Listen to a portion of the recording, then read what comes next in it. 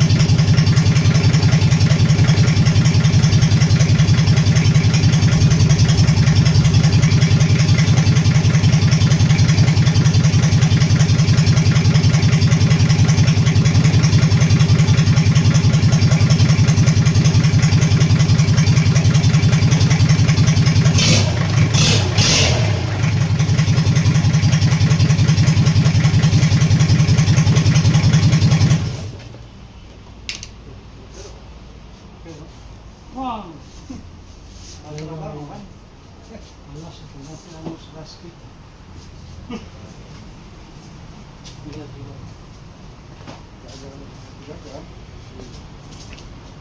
Oke guys, mantap sudah tes hidup.